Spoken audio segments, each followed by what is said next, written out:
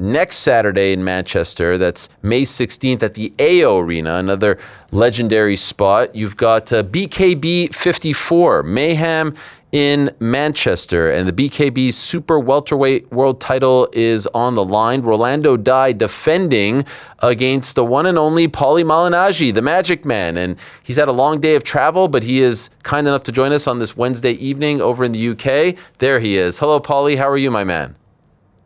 What's up, Ariel? How you doing, bro? It's good to talk to you again. Yeah. Likewise, bro. How's everything going? I'm not sure what you mean when you say likewise. Is it sincere or is it not? Likewise. No, of course, man. Yeah, no. I thought we had a good combo. We did. I really liked it. We had ups, we had downs, but I think in the end we kind of got to a good spot. And it was a good point, and it was good TV. It was, which is what I always like. You're Mr. Entertainment. Good for fan interaction, you know. Of course. And by the way, thank you for doing this. I know you were traveling today, so I'm sure you're tired, knackered. I've been sleeping all day. Now I got to figure out how to sleep tonight after training, because I'm gonna talk to you. I'm gonna go train, and then I got to figure out a way to go back to sleep somehow. All right, so maybe this is providing some entertainment for you as you try to wind down the evening. Can I ask you, Paulie? You know, that fight was great. It was you coming back and whatnot, but you did suffer some serious facial injuries, right? I believe. Did you break your orbital? Yeah, I didn't break my orbital, thankfully, because otherwise I don't think I'd be able to fight so soon. We got some bad cuts. And probably the biggest issue was the eye poke. The eye pokes I caught. They're more complicated. You know, coming from boxing, they're not as prevalent. You know, so coming from another sport like that, so I see that they're a very complicated issue, and it's one of the issues that is certainly different from the complications of pro boxing. I'd say, you know, having done this twice now, it's probably eye pokes and hand pain and hand injuries that are probably the two biggest factors for me that are different in terms of what I've dealt with in boxing, what I deal with in bare knuckle. Another injury were the cuts, Ariel. Obviously, those were more optically visible from everybody, what everybody else saw. The cuts would have been just a regular stitch job away, and just a regular hospital in, say, I don't know, the United States would stitch you up. Maybe you leave within a couple hours and you're good to go. You take the stitches out next week and you're fine. But they have people in the UK that work in the NHS that in America probably wouldn't even be allowed to work on farm animals, and they let them work on human beings in these hospitals. And I was in that hospital all night.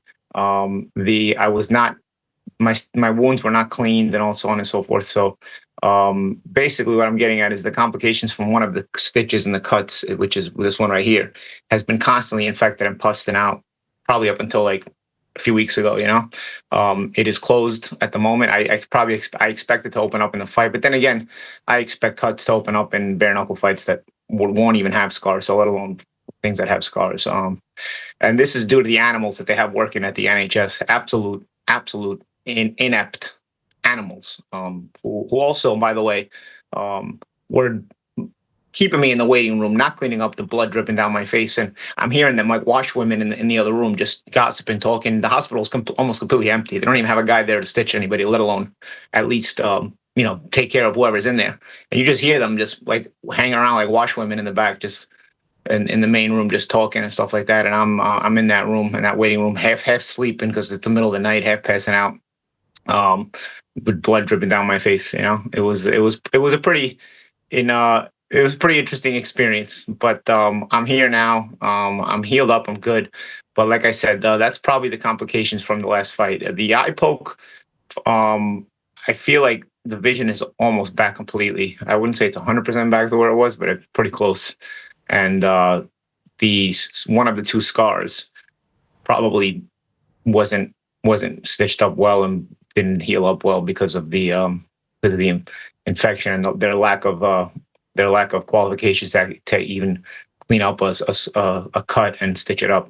Mind you, this is like kindergarten stuff in the U.S. If you go to a hospital in the U.S., if I was in Sicily, where I'm from, I could understand this, because I wouldn't go to a Sicilian hospital, unless it was something really, really emergency, But in England, I was absolutely shocked at what I saw in the hospital system in England. So considering all of that, you get the win and there's injuries and it's a bad experience. I thought maybe, all right, Paulie gets the win. He gets the bare knuckle win. He goes out with the W. I thought you'd be done at that point. Why are you doing this again? And especially so shortly after. I did. I thought so too, and you know what happens as a fighter, you start to think, man, like I didn't want to go right into a title fight because I wanted to have some respect for the fighters that their fights that I call, that I commentate for BKB bare knuckle. So I didn't want to just skip the line and jump the line, because these guys, I see how hard they work, I see how good of fighters they are, and just how tough they are and how tough a living it is to make, So I didn't want to be that guy to just jump in and say, hey, I'm going to fight for the title and tease that. So I said, let me try to earn it and take on a guy who's well known, who, has some accolades in the sport, and, will bring some popularity to the fight. And if I can beat a guy like that, then, I could maybe fight for the title. Now, after the fight, because of the injuries and all this stuff, I was like, I probably should just, call it a wrap. It was a tough fight with Tyler Goodjohn. He gave us, we did a great fight. It was a fight of the night. But you start to think about it, you're like, man, I put myself now in the position for that title fight that I was talking about, that I don't want to just walk into, that I want to earn. I feel like I earned it now, I beat a pretty good fighter. I gave a fight of the night performance, and it's going to get people talking. And then I called the Reese versus Dy fight, which was the fight where Dy won the title against Rolando Dy won the title against Liam Reese. And I was calling it for BKB because I work with BKB as a commentator. And I was just like, I can't just not fight the winner of this fight. I don't know, maybe it's the bug. It just hits. It's like, I got to fight the winner. I got to at least fight for the title, And so here I am. Is there a chance this is the last one? I always want to say so, but I also say this, I'll say this is probably the last year of me. Okay. Fighting, I'll be 46 later in the year, which I get a lot out of myself, considering, I'm 45 years old, and the way I've been training, I would not have been able to train like this when I was younger, because I would have felt like I'm not doing enough, and I was like OCD with the way I trained when I was younger, and I think that's at the end of my boxing career. That's probably what spelled the end of my boxing career, was the fact that I was trying to train the way I did when I won world championships at an older age, and I kept getting injured, and it was just difficult, and it was running me down, and so on and so forth. And so I just felt, okay, I don't have it anymore. But I think that with this break that I've taken, I've allowed myself to become emotionally detached from the way I used to train, and I'm able to train a little smarter instead of harder, And I work, like I told you last time. I mean, I don't spar. I work some strength work with addicts, Mace Clubs, and Seb Salter and Don Jaffredino. They're the inventors of the addicts Mace Clubs. I do some strength work with them. I will obviously do some combat training, but not sparring. Keep myself sharp, and I have a regular job at Pro Box TV as well. So yes. I'm sort of just going through the days more regimented, and I feel like that's been the coolest part about coming back and fighting, because I was getting kind of lazy, like I was getting kind of like, or just like unmotivated, just being a commentator, and just like whatever. You have a lot of free time when you have a TV job, and you just kind of, I don't know, becoming unmotivated. I felt like it was I needed that extra spice in my life. So now I'm able to have this job and train and do various workouts a day, because none of my workouts are really that long. I just do couple a day and two, maybe three a day, but they're not that long. So that I'm not feeling run down. I'm getting in shape. I'm eating right. I'm just feeling good, and just having that daily discipline and that routine of discipline has made me feel really good. And I think you might become, correct me if I'm wrong, the first man to hold a major boxing title and bare knuckle title if you win this fight. Ariel, I will correct you because you're wrong. Austin Trout won the BKFC world title first. Okay. So, yeah, so I have to say that Austin is the guy whose shoes I'm trying to walk in and winning a bare knuckle world title after being a boxing world champion. So I will be the second guy. I will be the first one to win it in BKB, but Austin was able to win it in BKFC. Yes. But yeah, it's funny. I don't really think about the results so much. I think about just the fact that I'm doing good at this point in my life. I mean? I'm mentally in a good place. I'm physically in a good place. Anything you win at this point in life in combat is a bonus. You're not supposed to win at this point in life. I was not the favorite to beat Tyler Goodjohn even. Everybody's talking about, like, oh, if I can, I was the name in the fight, but the odds makers had Goodjohn favored, So So I take it as nothing is a given at this point in life where you're going to do a combat sport at this age, at this stage in life. So I'm just taking it every single day and executing my game plan every single day, being disciplined every single day, and focusing on that, exactly that, executing on fight night, and not really focusing on winning, losing the world championships and all this other stuff. Just go in there, execute, and if you execute, everything else handles itself. And that's this simplified mentality has also allowed me to take a lot of pressure off myself. It allowed me to get results last time, and it's the same mentality I've taken going into this fight.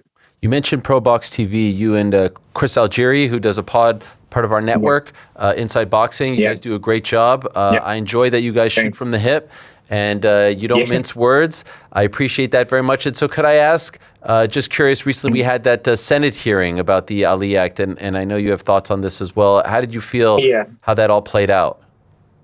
I will say this. I think I'll put it like this. And I don't mince words, right? Yeah. So I thought Oscar and Nico Ali Walsh did a good job. I was asked to go, but I was in training camp, and it's hard to break a training camp while also, like I said, having this job that I have as well. You know? So I would have loved to go. I did not. It's not that I wasn't there because I didn't want to be there. You know me. I don't mince words. I speak up when I need to, and I speak up for what I believe in. But again, between being in a training camp and also having my job that we record every day, it was hard to get to DC. And I said that I think Oscar and Nico did a good job out there. And I thought, I think the Ali Act speaks for itself once it's properly explained the way it was and the way they're trying to change it once it's properly explained. But here's where I won't mince words. Ariel, what is the difference between a lobby and a bribe? It's the same thing, bro. It's the same thing. Just it's a fancy wording that's different. Okay, so these people they have very very very powerful lobbyists that obviously are in the Senate or in the Congress or whatever, and everything Oscar and Nico said basically goes on deaf ears. Because in the end, what do? You end up passing stuff anyway, right? I could have been there. Oscar and Nico Ali Walsh could have been, obviously were there. There could have been tons of other fighters there. But when there's lobby money behind everything, aka bribe money, because again, a lobby is just a bribe. It just depends on who's giving it. If the wrong person's giving it that's not connected to the system, then it's called a bribe and they get arrested. If the person that's connected to the system is giving the money and donating, well, it's just called a lobby, and we'll just give it a softer touch name, right? So these people have very powerful lobbyists. And so it became very, very clear to me when everything that is clear in boxing that needs to be done, and instead you're trying to take more of it away. The Ali Act needed to be reformed, sure. It needed to be reformed in terms of having more teeth, not to take away more teeth or minimize it. You're focusing on things like minimum amount of money per rounds or minimum amount of coverage for a fight show. Promotionally, these things were already there, dude. These things were already there. A promoter has to have the minimum amount of money for a fight show behind in insurance. There is a minimum amount of money you have to fight for under most major jurisdictions per round. These things were already there. So these senators are either too dumb or too corrupt to really understand anything from that perspective that Nick Khan brought to the table. What you really needed, the danger that you really have are what Nico and Oscar were talking about, and what we've been talking about in general, that if you change this Ali Act in that way. Now, having said that, you want to make your own league? Go ahead, dude. It's fine. I mean, knock yourself out, light yourself on fire. You know what I'm saying? But to take away the Ali Act in general, and it's gonna spill over into the non-league aspect of it. At least that part of it where the fighters have a right to know, for example, how much money is on the table, how much money's coming in, how much money is overall involved in a show where they are the star, where they are the A side and they are the star. Because I think all fighters have a right to know that, because if they're the ones carrying the show as the product being promoted, then yes, they deserve a much bigger share than what Zufa and the UFC have been giving to fighters who are the lion's share of the promotion for certain fights, the way boxing does. But even though you have to go chase it and you have to go enact your Ali Act rights, at least you had that if you wanted to go find that. It's what I've talked about with Chris Algeria on the show, where Chris himself has actually had to use the Ali Act in his favor, impose it, enforce it, with some litigations he had with his ex-promoter and his Star Boxing. And we've seen that used also by guys like Mikey Garcia and Andre Ward and so on and so forth. It's there, even though it needs more teeth. At least the option is there if you have the money to push the fight in court to go get what should be properly yours. Under the Zuffa rules, under the UFC rules, fighters don't even have the option. Like they don't have the option. So they've basically trying to bring that into boxing, and essentially they're going to, because like I said, politicians aren't looking for the best for the people. These people are the most spineless people that on the planet Earth. You know, they wouldn't be in government and under that kind of jurisdiction unless they were absolutely spineless. So there's nothing you can be done, man. People are bought. Are you disheartened by this? Do you think that there is going to be a serious impact on the sport of boxing? Because they often bring up when asked about this from other people, not from the likes of me, because I don't get a chance to ask these questions, but they often bring up, hey, we're not touching that other Ali Act. You want to go by those rules? You want to deal with that status quo? We're just introducing something different over here. Do you believe that, or do you think that it's all going to get muddied? Because here's the problem. The other Ali Act still has to have the ability to be imposed. If you now change the Ali Act, even under the regular boxing lane, which is the outside of Zufa lane, now promoters don't have to disclose this anymore. Before they had to disclose this if you demand it from them. Don't get me wrong. Well, the Ali Act needs more teeth. It should be mandated that the promoters disclose it the right way and give you all the information. You really always had to chase for that information, even as a fighter. Even though the Ali Act was there, you always had to chase for it. You always had to, try to get the details you weren't being given. They always did try to skate around it, even though it was there. Promoters are going to be promoters no matter what. And I'm not saying, okay, every promoter is bad and every fighter is good. It's not that black and white. But nonetheless, everybody's be out for their own money. So the old Ali Act, the one that they're changing, I mean, at least under that one, you could, like I said, you could chase down your money if you felt like it wasn't being given to you. Now that the Ali Act has been changed, even the mainstream boxing, they don't have to disclose certain information to you anymore. So they won't, obviously, because they weren't doing it before. Right. That's why I give Oscar credit. Oscar's fighting for the Ali Act, but even he's on a side where he could probably take advantage of fighters more if the Ali Act changes the way Zufa wants it. You know what I mean? But he's on the side of say, hey man, no, I'm a former fighter and I want to protect the Ali Act the way it is. I can ride with that. I can vibe with that. And I'm not saying everything Oscar and Golden Boy Promotions does is perfect. No, nobody is. But what I'm saying is for him to vibe on that side, that's commendable. So for these guys to say, oh, we're not touching the other Ali Act, you have touched the other Ali Act, because once you change the law, other promoters are going to take advantage of it as well. Why would they not? This is just, unfortunately, it's business, it's capitalism. So, that's all BS that we're not touching the other Ali Act. Once the Ali Act is changed, it's changed. Again, it goes back to the spineless, disgusting politicians who, like I said, take lobby/bribes. That's all it is, because a lobby and a bribe is the same exact thing under different fancy wording. And so when you were asked to be a part of this hearing, were you asked to be on the Oscar Nico side, or like? Yeah. Okay. And the Oscar Nico side. I was asked to come to DC to speak. Some people on that side. I don't know if I should. I mean, okay. I was asked by some people in the WBC had hit me up. Okay. What do you think happens to those guys? The WBCs, the IBFs, WBO, what happens to them in 5 years? I think they'll still be working. Listen, right now, I don't know if anything changes, if it changes in 5 years, because you've seen an alignment basically of Zufa, Paramount, and that side, and then you've seen the other alignment where a lot of promoters have just gone to DAZN and everybody else is on that side, right? So it's become the new HBO over Showtime, right? Where people align with one network and then you go from there. It's just the only thing is Paramount has put all their eggs into the Zufa basket, while DAZN will do deals with various promoters.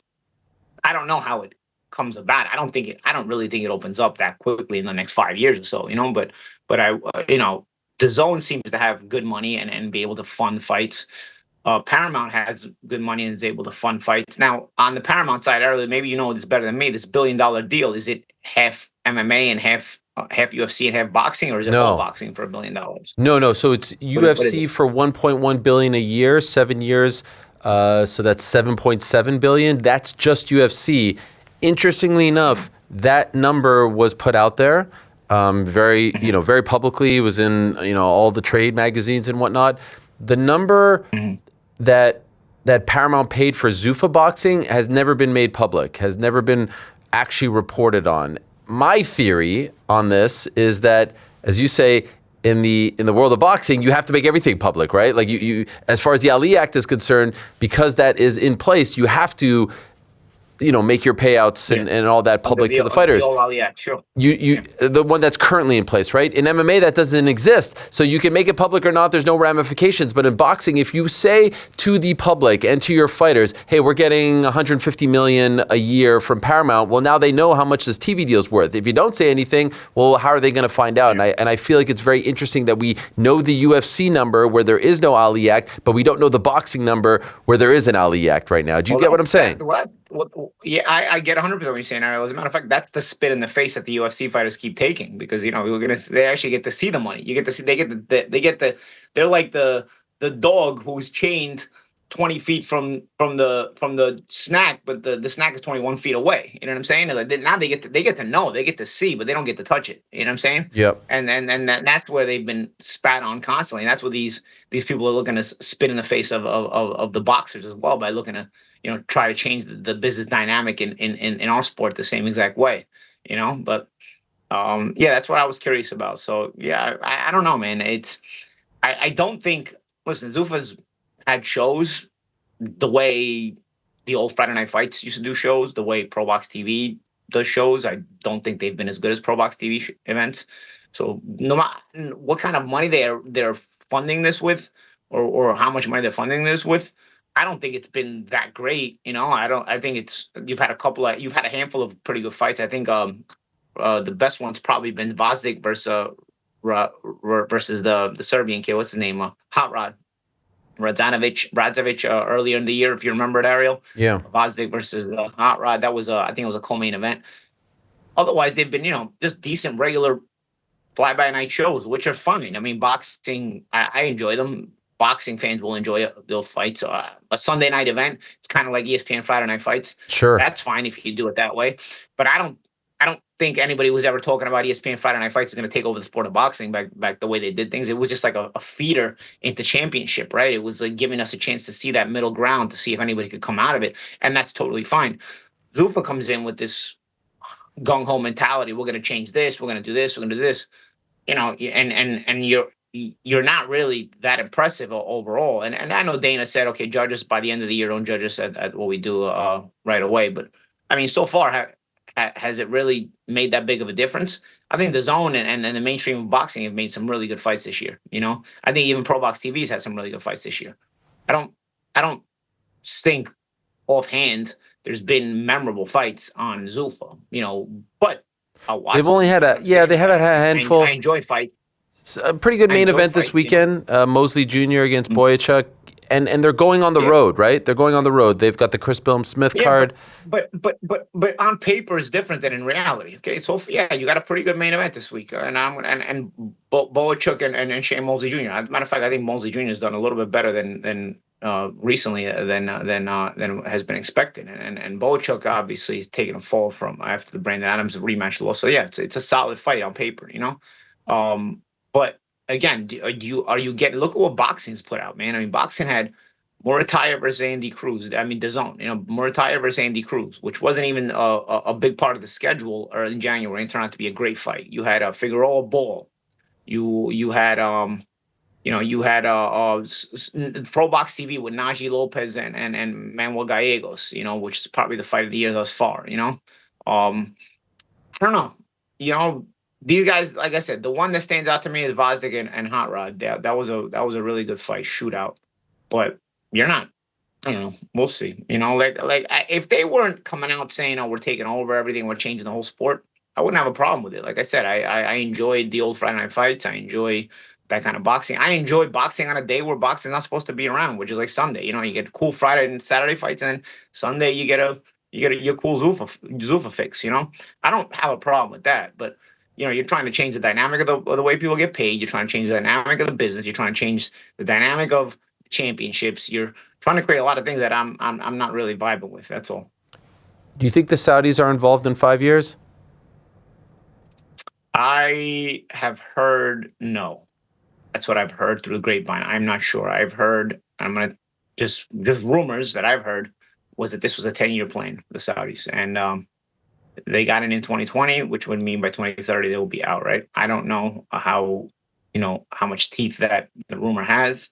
That's what I was told not long ago, maybe about in the past year or two, and obviously the war doesn't help the Saudis right now either, right? The war in the Middle East, right? So their involvement is sort of at least not as magnified at the moment.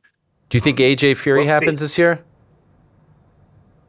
There's a lot of money on the table for that fight. You know, and then money will. We've seen if there's enough money, things will change, even if they don't make sense, right? Or if they do make sense. I think AJ and Fury should be in the UK. I think that's a no-brainer, but I don't know. With Saudi money, do they make it in Saudi?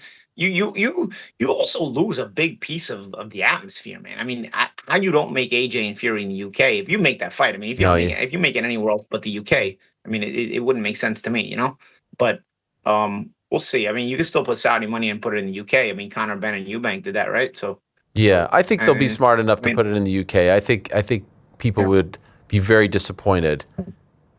I have a question for you, Ariel. While I'm on here, sure. Didn't Turkey Al Sheikh's buy like a percentage interest in DAZN a couple of years ago?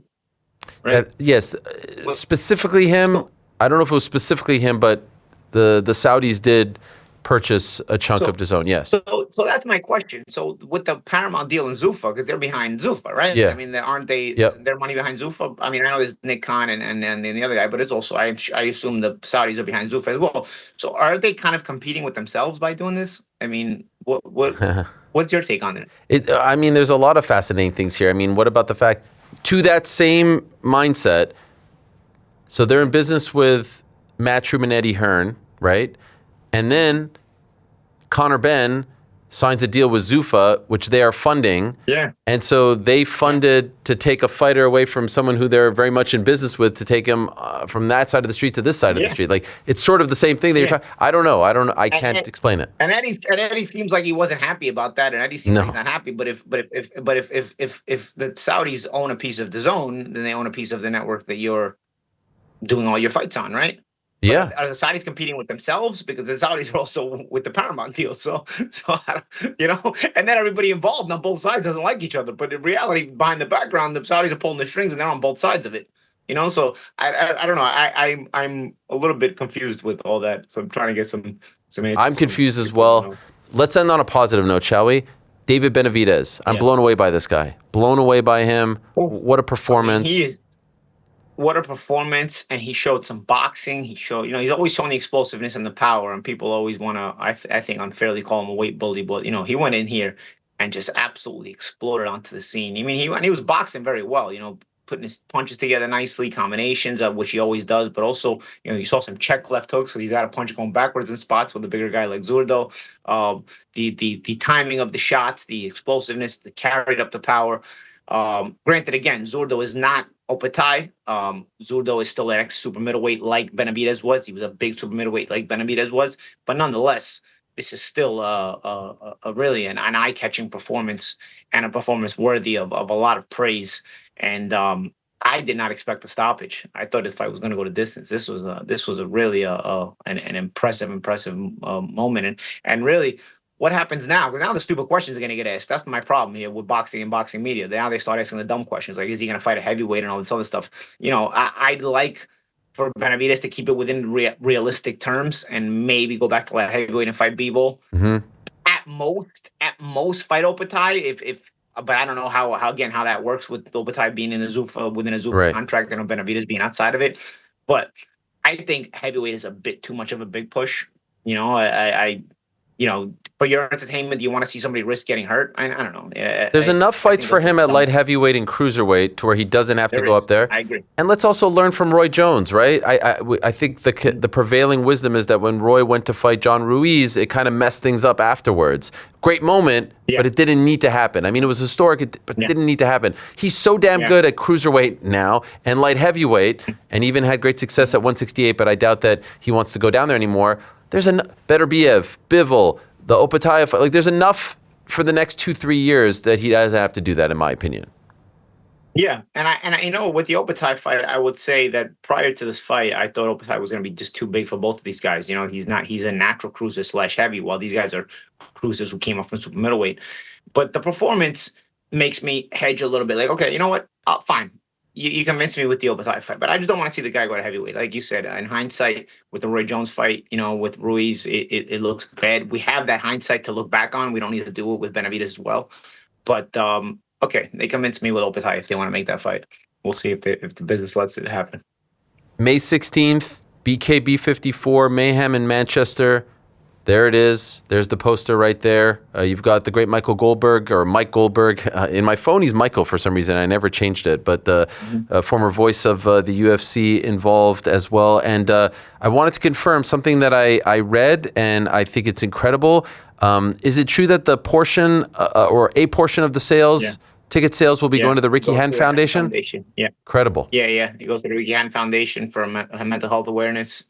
And obviously, we know we lost Ricky Hatton in the last 6-7 months. So there you are. It's has been and this is obviously his hometown, his home city. So obviously, I think it makes a lot of sense to do something like this in Manchester. Love that. When we did, that's back in the day. Me and Ricky at the press conference. But so we're donating a good portion to the Hatton Foundation, and also I'll be back in Manchester on June 7th for the Hatton Foundation dinner, and it's a big event that I look forward to partaking in as well. So a lot happening in Manchester. Manchester does not feel the same without Ricky Hatton, and never will to me. For anybody who lived it during the Ricky Hatton era, I think they'll understand what I'm talking about. If you didn't, trust me, take my word for it. Yeah, it was amazing. But I hope to help do my part in raising mental health awareness within this fight, and I think Ricky would have really blessed this moment as well if he was around. Appreciate you very much, Paulie. This was nice. It was very cordial. I appreciate it. It was great. I enjoyed it. Good luck to you next weekend, my man. Looking forward to it. Thanks, man. For sure, man. Talk to you soon. Bye-bye. Paulie Malignaggi joining us, the Magic Man, before that title fight. And yes, Austin Trout, shout out to him, won the BKFC title. He would be the first to win the BKB belt after winning a boxing world title. Thanks for watching this video. Before you go, if you haven't already, hit that subscribe button for us. Also, give us a thumbs up, leave a nice comment. These things go a long way. And while you're here, do check out the rest of the channel. We've got live shows and full interviews, clips, and a whole lot more. We're doing big things here, and we appreciate your support very much.